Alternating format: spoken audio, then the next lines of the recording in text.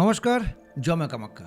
আমি তন্ত্রগুরু শ্রীদেব শাস্ত্রী। নিশ্চয় বুঝে গেছেন, বুধবার রাত ৯টা চলে আসছি নতুন তথ্য, নতুন বিষয় আলোচনা করব।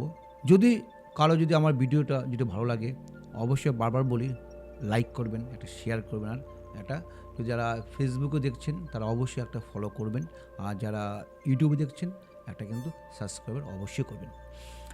আর তার আগে বলছি, যদি কারো যদি কোনো নতুন তথ্য নিয়ে বা কিছু নিয়ে আলোচনা যদি জানতে চান, অবশ্যই আমাকে হোয়াটসঅ্যাপে অথবা মেসেঞ্জারে মেসেজ করবেন। আমি তা নিয়ে অবশ্যই আলোচনা করব।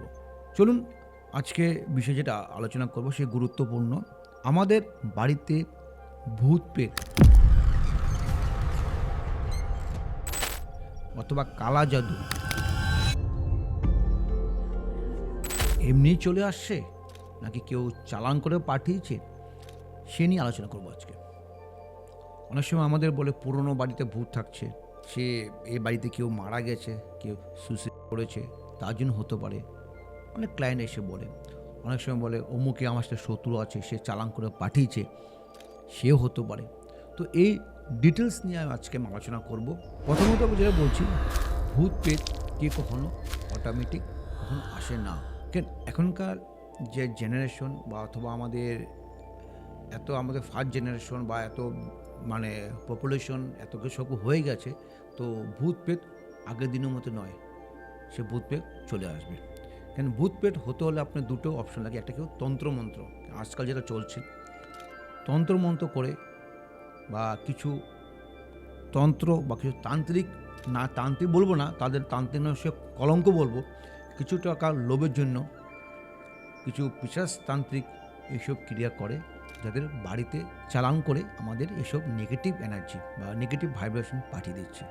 অনেক ক্লায়েন্ট দেখেছি, অটোমেটিকলি আপনার বাড়িতে ভূত কখনো আসবে না, সেটা কোনো রকম অ্যামাজনের মতো অর্ডার জিনিস নয়, আমি পাঠিয়ে দেবো আপনাকে। তো কিছু কেন আজ থেকে 20 বছর বাড়িতে আসেন, 15 বছর বা 18 বছর কোনো সমস্যা নেই, বাট 2 বছর বা 3 মাস সমস্যা, ওটা আপনি ফিল করবেন। তো কী ফিল করে বাস্তুতে আপনি যখন কেউ আপনার তন্ত্রমন্ত্র করেছে বা বিশ্বাস তান্ত্রিক বা কিছু ভূত প্রেত পাঠিয়েছে, প্রথমত আপনি দেখবেন শারীরিক খুব হেলথ ইস্যু থাকবে, ঠিক আছে। রাগ, প্রচণ্ড রাগ হবে, ফিল করবেন রাগ হবে। আর দেখবেন একটা কী হচ্ছে, অনেক সময় প্রচুর আমার ভক্তরা এসে বলে আমি রান্না করছি, পিছনে কেউ দাঁড়িয়ে আছে, একটা শেডো বা ছায়া চলে আসে, বা মনে হচ্ছে কে পিছন দিকে চলে গেল, ঠিক আছে। বা কোথাও আপনি বসে আছেন, দেখবেন আপনাকে কেউ যেন কথা বলছে, আপনি ফিল হবে কেউ কানে কানে এসে বা কিন্তু কথা বলছে।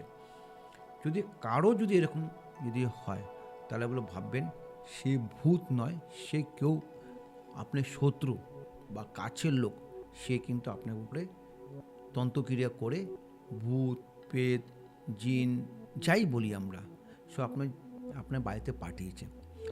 বারবার বলছি, যদি এরকম ফিল হয় তো অবশ্যই কিন্তু যারা ভালো তান্ত্রিক অবশ্যই গিয়ে ক্রিয়া করুন।